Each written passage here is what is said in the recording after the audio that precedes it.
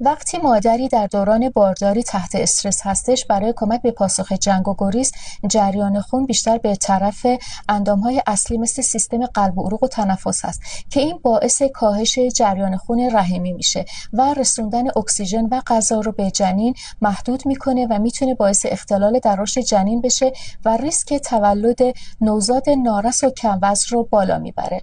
همچنین مطالعات کار میشل شاو نشون میده که استرس‌های دوران بارداری میتونه ریسک نقایص مادرزادی مثل نقص در سیستم قلب و عروق و سیستم عصبی و شکاف لب رو در نوزادان بیشتر بکنه.